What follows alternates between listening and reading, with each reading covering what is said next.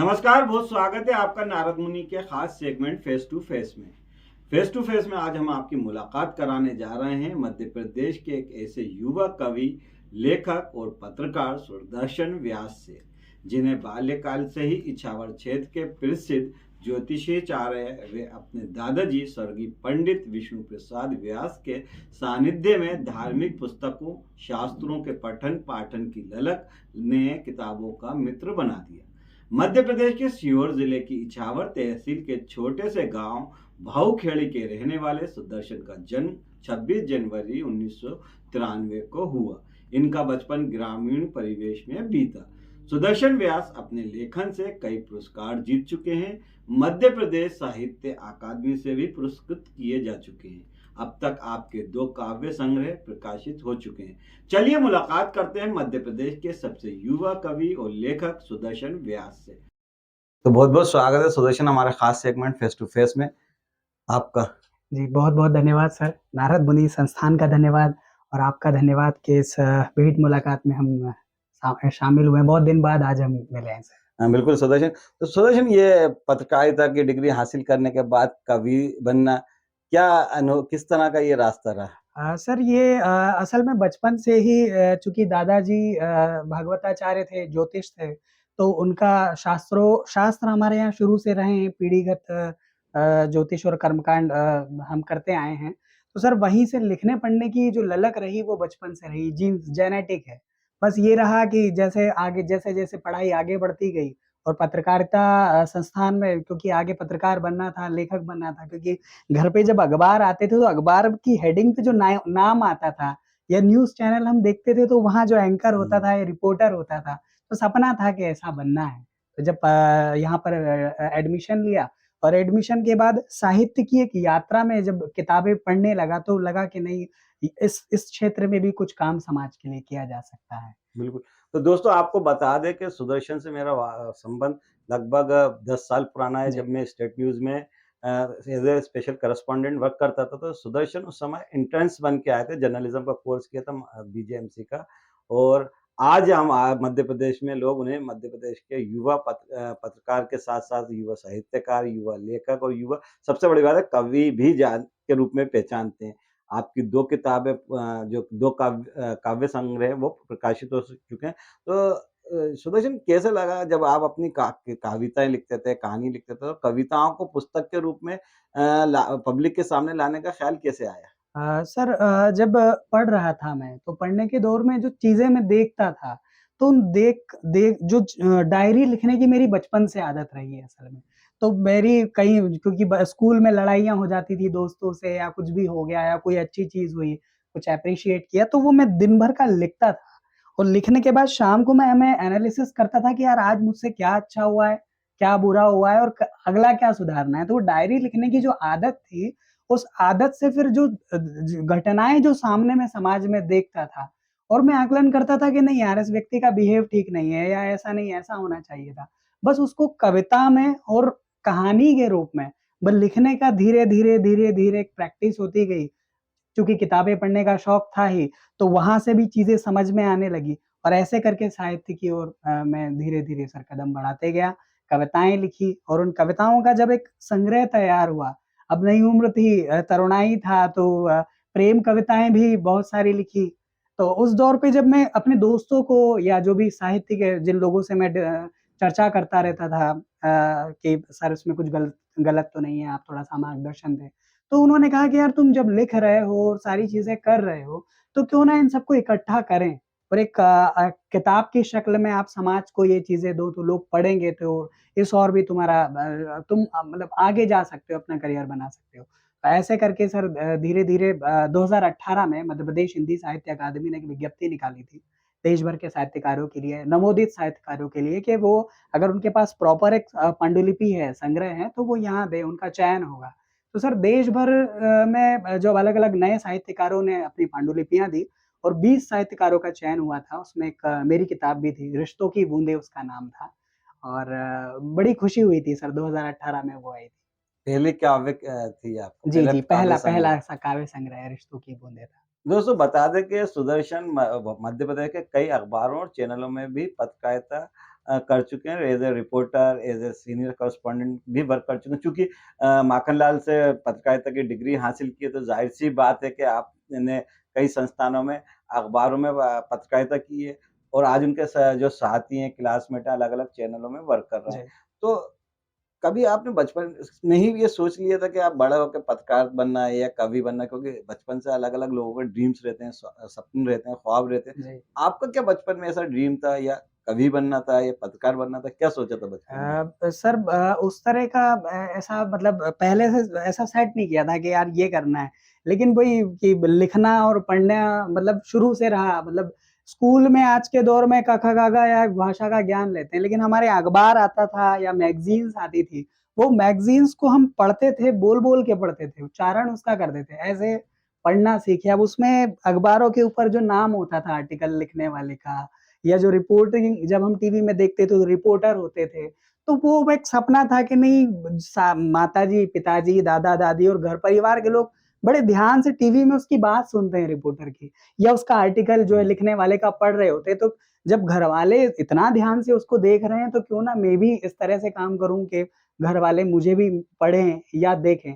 तो वो एक दिमाग में सेट हो गया था सर कि सर इस ओर जाना है पत्रकारिता या साहित्य के क्षेत्र में और वहीं कुछ समाज के लिए, अपने गाँव के लिए, और अपने शहर के परिवार से लिए, भी जैसे परिवार आपने बताया दादा-दादी, माता-पिता जी, सब पढ़ने-लिखने का माहौल पढ़ने-लिखने रहा है के सर, का शुरू से माहौल था, तो उसका भी पढ़ने-लिखने एक का माहौल। फ़ायदा, एक बेनिफिट मिला है। जी, जी, जी, जी। अच्छा जब हम बात करते हैं किसी भी एक ऐसे सब्जेक्ट की कि पत्रकारिता को लेकर आपने चूँकि पत्रकारिता की है, आज पत्रकारिता का सबसे कैसा दौर चल रहा है, तो क्या सोचते हैं आज की पत्रकारिता को लेकर? सर ये मेरा अपना मत है। पहले पत्रकारिता एक विज़न था कि वहाँ पे जनता की जो समस्याएँ हैं, उन समस्याओं को सरकार मतलब पत्रकारिता सरकार और जनता के बीच का सेतु था। सेतु आज भी है। आज कई सारे अपवादों को हम छोड़ दें, तो ऐसा लगता है कि कई-कई बार पत्रकारिता एक मनोरंजन का माध्यम बन गया। ये मेरा व्यक्तिगत मत है। सबके अपने-अपने मत हो सकते हैं। तो वो एक थोड़ा-सा कई बार खटकता है लेकिन ऐसा नहीं है, कई सारे ऐसे संस्थान भी हैं, जो जनता के लिए, समाज के लिए या जो पत्रकारिता का विज़न है, उस विज़न को आगे बढ़ा कर के काम कर रहे हैं। अब चूँकि इस संस्थान का नाम ही नारद मुनि है और मैंने पढ़ा है नारद भक्ति के 29 सूत्र थे पत्रकारिता के। तो वो 29 सूत्र में पूरी पत्रकारिता का पूरा उसमें उदाहरण है कि किस तरह से पत्रकारिता होनी चाहिए। क्योंकि नारद जी भी जो है जनता यानी और भगवान के बीच के एक माध्यम थे, जो यहाँ की समस्याओं को उनको अवगत कराते थे और उनसे उनकी जो वो उपाय बताते थे भगवान, तो वो जनता के बीच उनको बताते थे कि नहीं, ऐसा करो। ये हमारे पुराणों में मिलता है। तो वो पत्रकारिता मेरी नज़र में पत्रकारिता एक सेतु की तरह होनी चाहिए, जो जनता की भी चीज़ों को निकाले, आगे उनकी समस्याओं को सरकार तक ले जाए, सरकार से समाधान ला कर के जनता को दे। और अब चूँकि नया दौर आया है, मोजो जर्नलिज़्म आया है और आजकल एक नई चीज़ ये हो गई है टेक्नोलॉजी के दौर में कि हर व्यक्ति पत्रकार हो गया है। तो जैसे हम कहते हैं विज्ञान का चमत्कार का निबंध पढ़ते थे कि विज्ञान वरदान भी है और अभिशाप भी है। तो पत्रकारिता आजकल में अच्छी चीज़ें भी हैं, अच्छा काम कर रहे हैं कई लोग, जानकारियाँ पहुँच रही है, लेकिन कुछ ऐसी भी चीज़ें हैं जो नहीं होना चाहिए, जिससे माहौल एक बिगड़ रहा है या बिल्कुल। पत्रकारिता की परिभाषा तो बदल सुदर्शन रही है। जैसे का पता है कि आप एक ग्रामीण परिवेश से आए हैं, एक इछावर के छोटे से गाँव से आपका संबंध है, ताल्लुक़ रखते हैं। जी। तो जब आप इस क्योंकि कहा जाता है कि ग्रामीण क्षेत्रों में पढ़ाई को लेकर ज़्यादा सीरियसनेस जी, नहीं जी, रहती है। जी, जी। बहुत अलग-अलग तरीके की परेशानियाँ, दिक्कतें, कठिनाइयाँ आती हैं, स्कूल, कॉलेज गाँव से काफ़ी कोसों दूर रहते हैं, जी, पैदल, कभी साइकिल से तो जाना पड़ता जी, था। ऐसे जी। में इत आपकी एजुकेशन जो रही, किस तरह से दिक्कतों से भरी रही, किस परेशानी से भरी रही? सर चूँकि गाँव पे मैं सौभाग्यशाली मानता हूँ कि वहाँ शिशु मंदिर था भावखेड़ी में। तो बचपन में मेरी शिशु मंदिर में ही प्राथमिक मेरी वहीं पे हुई शिक्षा। इसके बाद चाचा जी ने ही अपना एक विद्यालय वहाँ शुरू किया था, शांति निकेतन विद्या मंदिर। तो उससे 7वीं कक्षा तक मैं वहाँ पढ़ा और उसके बाद पिताजी आष्टा चले गए। अपने सीहोर जिले में ही एक छोटा-सा कस्बा है। तो वहाँ पर सर मेरा मिडल स्कूल हुआ आष्टा में। वो भी कस्बा है और पूरा ग्रामीण परिवेश है, देसी पूरा माहौल रहा है वहाँ पे। वो करने के बाद और सर फिर मैं इधर भोपाल की ओर बड़े महानगर में आया था। रही बात एजुकेशन की, तो सर परेशानियाँ तो बहुत सारी उस दौर में इसलिए उठानी पड़ी क्योंकि लाइट की बड़ी समस्या रहती थी। तो चिमनी के उजाले में हम पढ़ते थे रात को, दिन में ये आप कौन से शासनकाल की बात कर रहे हैं? दिग्विजय सिंह शासनकाल की बात कर रहे हैं? आखिरी दौर था उस समय, मतलब लगभग 2000 सन 2000 2001 2000 के लगभग की बात है और मुझे बहुत अच्छे से याद है क्योंकि गांव तब मेरी गांव पे ही शिक्षा हुई थी, 7वीं तक मैं पढ़ा था, तो तब कांग्रेस का शासन था यहाँ पे और चिमनी के उजाले में हम पढ़ते थे, लाइट का कोई भरोसा रहता नहीं था, जो पढ़ाई दिन में हो गई बस वो हो गई, वो होती थी। बहुत सारा परिवर्तन आया है सर।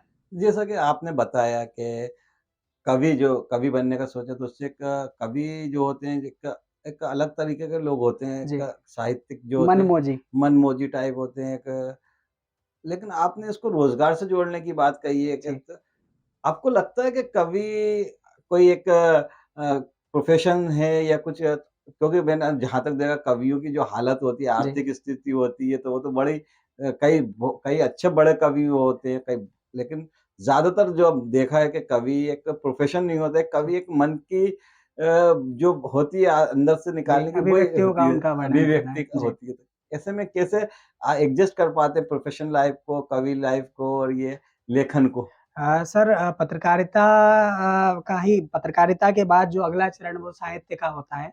तो जिस तरह से पत्रकारिता एक पैशन है और वो पैशन से हमने उसको प्रोफ़ेशन बना दिया है, ठीक उसी तरह से मैं मानता हूँ कि साहित्य भी एक जो पैशन पहले पहले के दौर में होता था कि फटी धोती पहनते हुँ, थे, हुँ। सामान्य सी चप्पल, स्लीपर चप्पल पहनते थे और साहित्य की बातें हमारे कहीं सुमित्रा नंदन पंत जी हुए हैं, बाबा नागार्जुन हुए हैं, जिन्होंने बिल्कुल जनता की बातें की है। कई सारे ऐसे लोग हैं, माखनलाल चतुर्वेदी जी हुए हैं, बड़े पत्रकार हुए हैं मध्य प्रदेश के।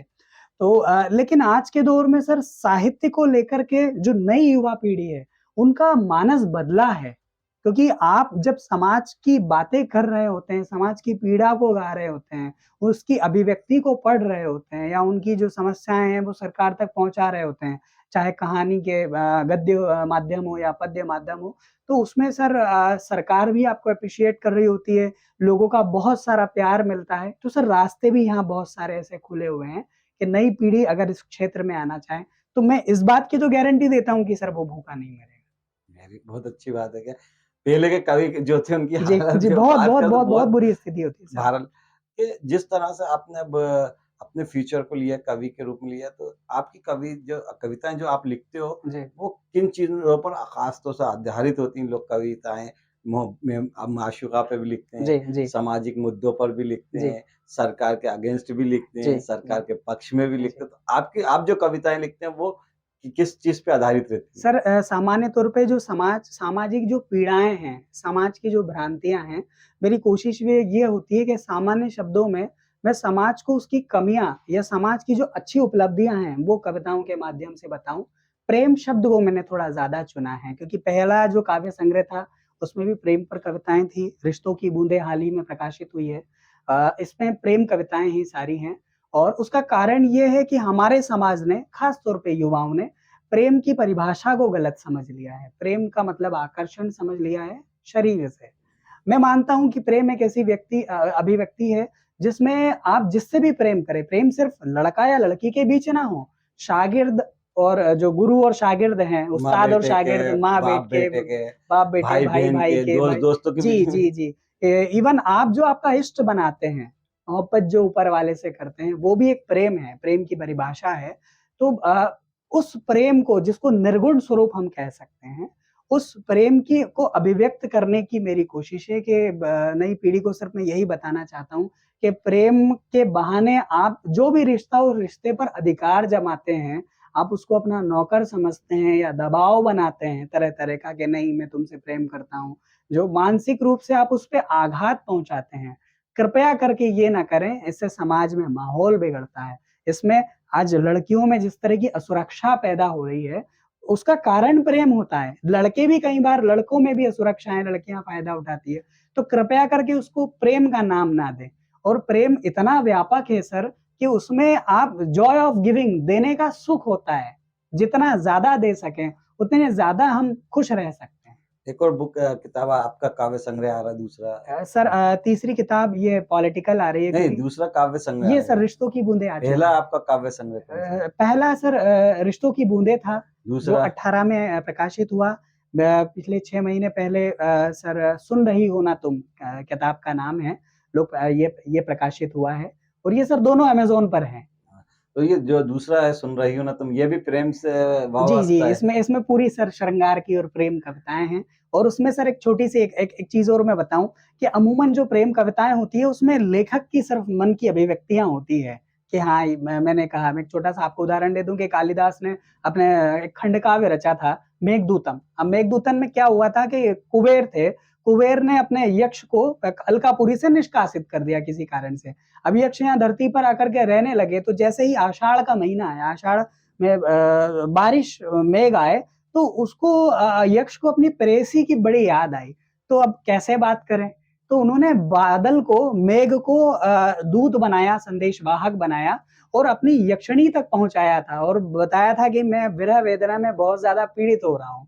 तो वो मतलब प्रेम की अभिव्यक्ति उन्होंने वहाँ पर बताई थी। तो एक ये प्रेम का माध्यम था, तो बाबा नागार्जुन ने कहा था उन्होंने जब लिखा था बाद में तो उन्होंने ये लिखा कि कालिदास ये बताओ कि ये आपकी विरह वेदना है या वाक़ई में यक्ष की विरह वेदना थी?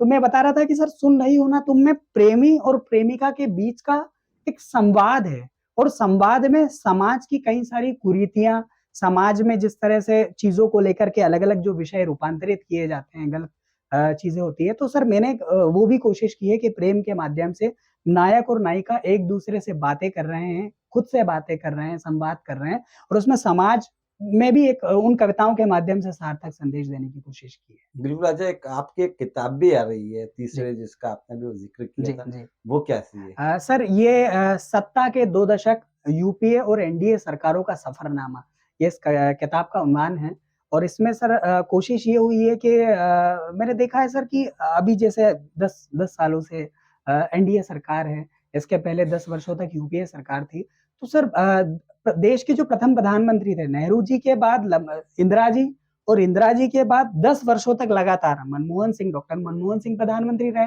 गैर कांग्रेसी पहले प्रधानमंत्री नरेंद्र मोदी रहे हैं। तो सर लंबे समय तक जो चलने वाली सरकार थी यूपीए 1 और यूपीए 2 क्योंकि एक अलायंस का गठन किया सरकार चलाने के लिए, ये राजनीतिक रूप से बहुत बड़ी इस देश की घटना रही है। तो यूपीए का गठन हालाँकि एनडीए का गठन अटल जी जब प्रधानमंत्री बने थे तब हो गया था 96 में। तो एनडीए और यूपीए की 10-10 वर्षों की, ये 20 वर्षों की सरकार की उपलब्धियाँ क्या रही, चुनौतियाँ क्या रही, इन सरकारों में किस-किस तरह से काम हुए, जनता को लेकर के क्या हुए, क्या-क्या इन्होंने वादे किए और किस तरह से उसका इम्प्लीमेंट हुआ है। आर्थिक जो विश्लेषण पूरी दोनों सरकारों का कंपेयर किया है कि किस-किस तरह से इन सरकारों पे और ये सर ये जो किताब है, ये जो अपने प्रतियोगी परीक्षार्थी हैं, उनके लिए महत्वपूर्ण होगी क्योंकि उसमें पूरा जो आंकड़ा है मीडिया के माध्यम से ही और अलग-अलग प्लेटफ़ॉर्म से लिया है, तो वो पूरी राजनीतिक एक सेट ये किताब है। किताब कब तक प्रकाशित हो जाएगी और कब तक दर्शकों को पढ़ने को मिल जाएगी? सर ये अगले महीने तक आ जाएगी क्योंकि प्लान ये है कि लोकसभा चुनाव के पहले ये किताब जनता तक पहुँच जाए। तो मेरी पूरी कोशिश है कि फरवरी आखिरी सप्ताह तक ये पाठकों के लिए सुलभ होगी। सुदर्शन, जो आपने ये किताब लिखी है सुन रहे हो ना, तो मेरे हाथ में है जो आपकी दूसरा काव्य संग्रह, पहला काव्य संग्रह आपका दूसरा था। तो हम चाहते हैं कि हमारे दर्शकों को आप अपने दोनों जो काव्य संग्रह हैं, उनमें से कुछ-कुछ लाइनें हमारे दर्शकों के लिए ज़रूर सुनाएँ। जी। अ, वैसे किताब में कई सारी कविताएँ हैं।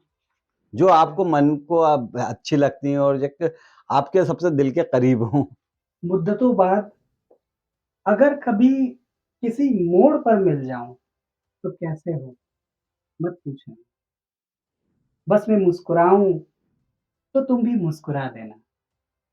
अगर पास बैठने का मौका मिले और बै और बैसाखता में रोने लगूँ, तो तुम रोने की वजह मत पूछना। हो सके तो मेरे आँसू पूछ देना और अचानक जाने लगूँ तो उठकर आवाज़ देकर रोकना मत। बस जब तक मैं मुड़कर ना देखूँ, तब तक तुम मुझे देखती रहना।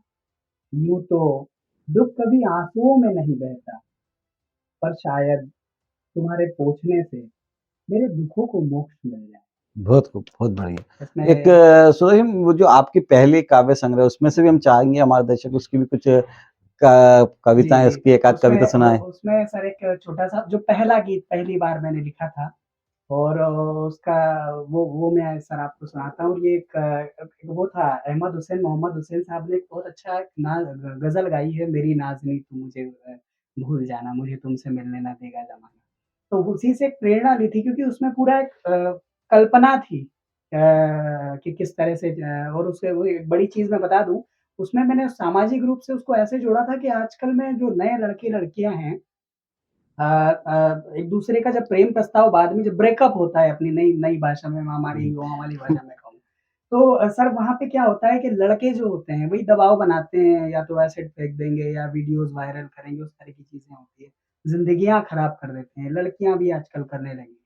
तो सर वहाँ कितना प्यारा सर उसका ज़िक्र किया है, तो उसी से सर मैंने प्रेरणा ली थी और इरशाद। जी, तो गीत है सर ये तो मैं बोल के सुनाऊँगा, तो उसमें इज़हार जो अगर लड़का करता तरन्नुम है में सुना होगा तो और ज्यादा मजा आएगा। अच्छा तरन्नुम में सर उसको सुनाता हूँ कि कोई कहता है तुम्हें हो फूल गुलशन सा उन फूलों की शहजादी का प्रतिमान कह दूं मैं और रूप की पूनम कहूँ या शरद का चंदा।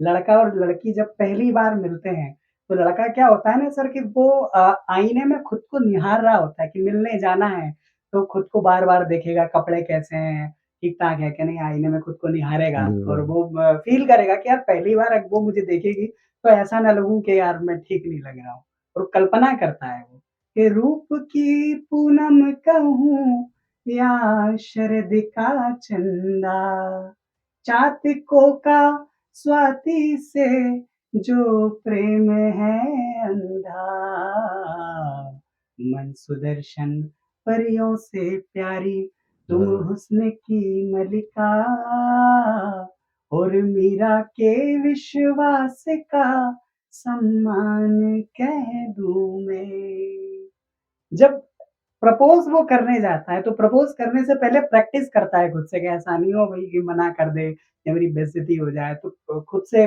बातें करता है। तब कहूँ या अब कहूँ, अब और क्या कहूँ?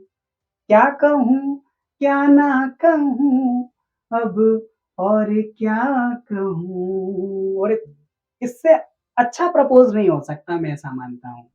मेरी राधा प्यारी को बस देखता ही रहूं ओ मिलन ऐसे हमारा यूं राधा से मोहन और मीर और मेनका या उर्वशी उपमान कह दूं मैं उन फूलों की शहजादी का प्रतिमान कह दूं मैं कोई कहता है। बहुत बढ़िया। Thank you. बिल्कुल। तो दोस्तों ये थे हमारे साथ मध्य प्रदेश के युवा कवि, पत्रकार, लेखक जिनके 2 काव्य संग्रह प्रकाशित हो चुके हैं और एक जो किताब है, जैसा भी अब आपने सुना कि वो किताब प्रकाशित होने वाली है जो प्रतियोगी परीक्षाएँ की तैयारी कर रहे हैं यूपीएससी की या पीएससी की, उनके लिए भी ये बहुत काम की का साबित होगी ये किताब।